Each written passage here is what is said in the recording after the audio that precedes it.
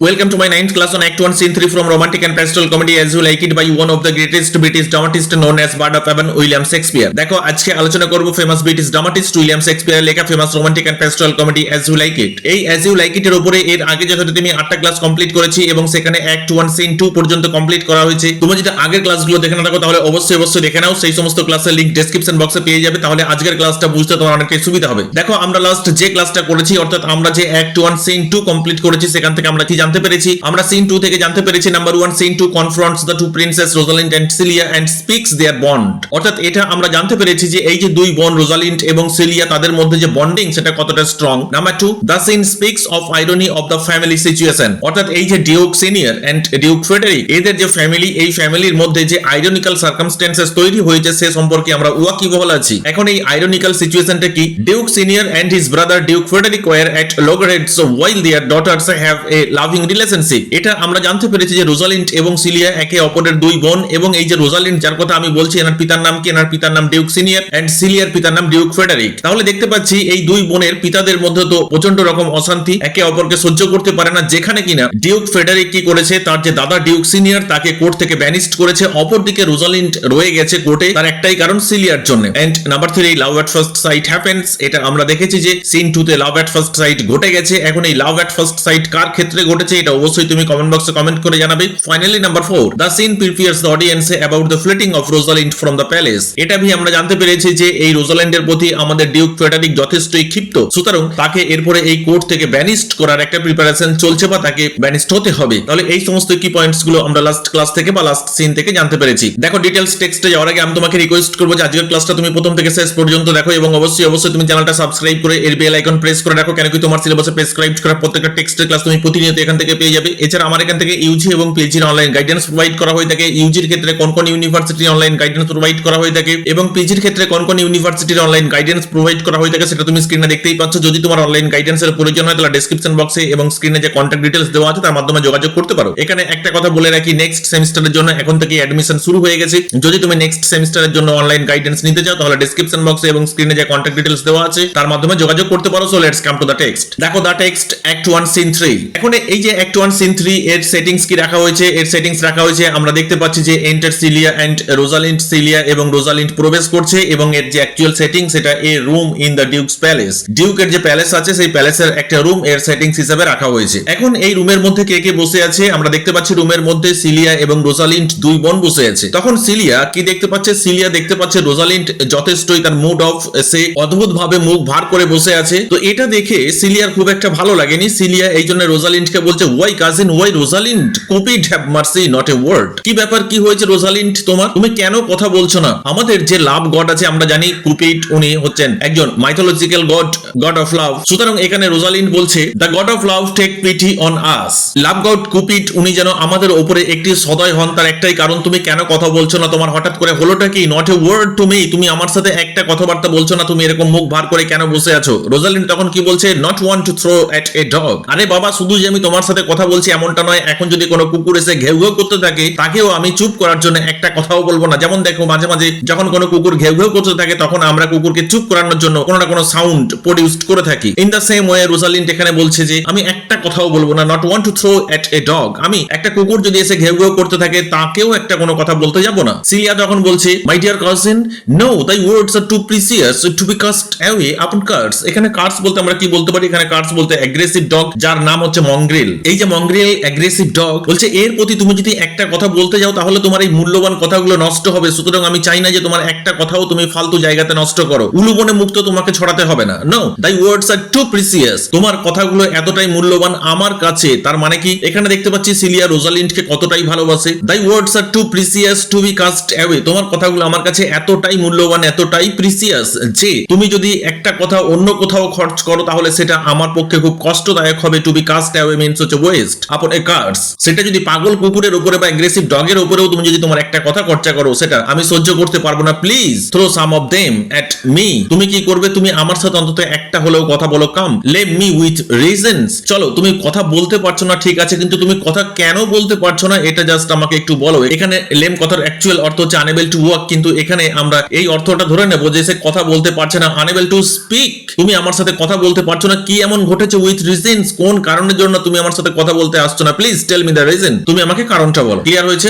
চলো নেক্সট। তখন রোজালিন্ড কি বলছে, দেন তাহলে আমি যদি তোমাকে বলে ফেলি, ইফ আই ডু সো, যদি আমি তোমাকে বলি there way two cousins let off, এখানে লেট অফ বলতে ডিসেবলড অথবা আমরা বলতে পারি মিজারেবল। তাহলে আমরা যে দুজন কাজিন আছি সিলিয়া এন্ড রোজালিন্ড, আমরা তো মিজারেবল হয়ে পড়বো, তাই না? সুতরাং সেই কারণে আমি বলতে চাইছি না, I am sure we will have two cousin equally miserable when the one should be lamed with reason, যখন একজনের কাছে কারণ আছে, উপযুক্ত কারণ আছে চুপচাপ হয়ে থাকার, and the other mate without any, এবং অপরের কাছে কোন রকম কোনো কারণ নেই চুপচাপ হয়ে থাকার জন্য, তাহলে আমরা দুজনেই চুপচাপ হয়ে যাব। যদিও আমার কাছে চুপ করে থাকার কারণ আছে, বাট তোমার কাছে তো চুপ করে থাকার কোনো কারণ নেই, সুতরাং আমরা দুজনেই মিজারেবল হয়ে পড়বো। সিলিয়া তখন কি বলছে, but is all this for your father? Okay Rosalind, তুমি যে চুপচাপ করে আছো এটা কি একমাত্র তোমার সে ব্যানিস্ট ফাদারের জন্য? রোজালিন্ড তখন বলছে, ধেত্তেরি, একদম এসব কিছু নয়, no, some of it is for my child's father. এটা কিসের জন্য? এখানে মাই চাইল্ডস ফাদার মিন্স বলতে পারি হাজবেন্ডের জন্য। আমি চুপ করে আছি আমার হাজবেন্ডের কথা ভেবে। এখন রোজালিন্ডের হাজবেন্ড কে? দেখো আমরা লাস্ট ক্লাস থেকে জানতে পেরেছিলাম যে লাভ এট ফার্স্ট সাইট, সেটা এখানে কানেক্ট করার চেষ্টা করো। O how full of briers is this working day world. এখানে রোজালিন্ড বলছে, আমি আর সহ্য করতে পারছি না। ও যেন একবারে দুঃখের সাথে বলছে, কি বলছে, এই যে কর্মব্যস্ত দুনিয়া, ওয়ার্কিং দ্য ওয়ার্ল্ড, এই যে কর্মব্যস্ত দুনিয়া, এটা কতই না যন্ত্রণায় পরিপূর্ণ, ফুল অফ ব্যারিয়ার্স। এখানে ফুল অফ ব্যারিয়ার্স মিন্স আমরা বলতে পারি ডিফিকাল্টিজ, থর্নস, যেটা কিনা রোজালিন্ড একদম সহ্য করতে পারছে না। সিলিয়া তখন বলছে, দেখো তুমি যেগুলোকে ডিফিকাল্টিজ বলছো, তুমি যেগুলোকে থর্নস বলছো, তুমি যেগুলোকে কন্টকময় বলছো, এই যে দুনিয়া, কর্মব্যস্ত দুনিয়া, এটা যে এতটাই কন্টকময়, full of difficulties, full of sufferings, full of pains, এগুলো কিছুই নয়, they are nothing but birds. তুমি এগুলোকে ফ্লাওয়ার্স হিসাবে ধরে নাও না। যদি আমাদের পেছনে কোনো রকম কোনো ডিফিকাল্টিজ না থাকে, তাহলে আমরা সামনে এগিয়ে কি করে যাব? আমরা সেই ডিফিকাল্টিজ গুলোকে ওভারকাম করে আমাদের গুড ফরচুন সেটাকে আমরা ক্রিয়েট কিভাবে করব? কাজিন থ্রোন আপন দি ইন হলিডে ফুলারি। এখানে দেখো একটা টার্ম ব্যবহার করা হয়েছে, হলিডে ফুলারি। আমরা সাধারণত বাইরে যখন কোথাও ঘুরতে যাই, নিশ্চয়ই কোনো হলিডেতে যাই এবং সেখানে গিয়ে আমরা এন্টারটেইন হই নিজেরাই। এই যে যখন আমরা এন্টারটেইন হই, তখন দেখা যায় একে অপরের দিকে ফুল দিয়ে আনন্দিত হই, বা আমরা বলতে পারি বোকার মতন একে অপরকে ফুল ছুটতে থাকি। তাহলে এখানে এটাই বলতে চাইছে, থ্রোন আপন দি, তুমি তোমার প্রতি এটা কি করা হয়েছে? তোমার প্রতি এই সমস্ত কন্টকময় বা ডিফিকাল্টিজ যে জিনিসগুলো আছে সেগুলোকে ধরে নাও না, ছুড়ে দেওয়া হয়েছে। অর্থাৎ এই যে ডিফিকাল্টিজ, এগুলো তোমার কাছে just flowers. Like if we walk not in the trodden path, যদি আমরা এরকম কন্টকময় রাস্তায় না হাঁটি, তাহলে our very petticoats will catch them, তাহলে আমাদের পেটিকোটে তো কোনো রকম কোনো কাঁটা লাগবেই না। যেমন ধরো আমরা যখন জঙ্গল দিয়ে হাঁটতে থাকি, তখন দেখা যায় জঙ্গলের বিভিন্ন আবর্জনা আমাদের পেটিকোটসে লেগে যায়। তাহলে এখানে সিলিয়া কি বলছে, if we walk not in the trodden path, যদি আমরা এরকম কন্টকময় রাস্তায় না হাঁটি, তাহলে কি হবে? তাহলে আমাদের পেটিকোটে তো কোনো নোংরা লাগবে না, কোনো কাঁটা লাগবে না। আর যদি আমরা এরকম কন্টকময় রাস্তায় হাঁটতে থাকি, তাহলে তো আমাদের কাঁটা লাগবেই আমাদের পেটিকোটে। দ্যাট মিন্স এখানে সিলিয়া বলতে চাইছে যে এই দুনিয়ায় যদি আমরা না হাঁটা চলা করি, এই দুনিয়াকে যদি আমরা ফেস টু ফেস না করি, তাহলে তো আমাদের কোনো রকম কোনো ডিফিকাল্টিস নেই। রোজালিন্ড তখন কি বলছে, I could shake them off my coat, যদি এতটা ইজি হতো তাহলে আমি কি করতাম? এই যে আমার পেটিকোটে অথবা আমার কোটে যে সমস্ত কাঁটাগুলো লাগতো সেগুলোকে আমি ঝেড়ে ফেলে দিতাম। But this birds are in my hearts, কিন্তু যন্ত্রণাটা তো আমার হৃদয়ে, কাঁটাটা ফুটেছে আমার হৃদয়ে, তাহলে আমি হৃদয়টাকে কি করে উপরে ফেলতে পারি কাজিন? সিলিয়া তখন বলছে, কেন পারবে না? হেম দেম অ্যাওয়ে। এখানে হেম অ্যাওয়ে মিন্স হচ্ছে কফিং, ক্লিয়ার, অর্থাৎ গলা ঝাড়া। তুমি কি করবে? তুমি আমরা যেমন কফ গলা ঝেড়ে ফেলে দিই, তুমি সেইভাবে ফেলে দাও না তোমার সেই ফাদার্স চাইল্ডকে। রোজালিন্ড তখন বলছে, I would try if I could cry hem and have him. আমি এটা অনেক চেষ্টা করেছি, কিন্তু আমি যদি এটা পারতাম, ইফ আই কুড ক্রাই হেম, যদি আমি এরকম কফিং করে সবকিছু ঝেড়ে ফেলতে পারতাম, তাহলে আমি তাকে ঝেড়ে ফেলতাম। হ্যাভ হিম, এখানে হিম বলতে কার কথা বলা হয়েছে অবশ্যই তুমি কমেন্ট বক্সে কমেন্ট করে জানাবে। সিলিয়া তখন কি বলছে, come come cousin wrestle with the affection. আমি বুঝতে পারছি তোমার মধ্যে যে স্ট্রং ফিলিংসটা আছে, এর সাথে তোমাকে ফাইট করতে হচ্ছে। প্লিজ ফাইট উইথ দেম, তুমি ফাইট করো, তুমি অবশ্যই জিতবে। বুঝতে পারলে? রোজালিন্ড তখন বলছে, O they take the part of a better wrestler than myself. আমাকে তো পুরোপুরি ভাবে ক্যাপচার করে ফেলেছে, আমাকে জব্দ করে ফেলেছে আমার এই ডিপ ফিলিংস, আমার এই ডিপ অ্যাফেকশন, যার ফলে আমি সেগুলোকে আর কিছু পারছি না করতে। They take the part of a better wrestler, অর্থাৎ আমি পারতাম যদি তারা আমাকে এইভাবে ক্যাপচার করে না ফেলতে পারতো, যদি তারা আমাকে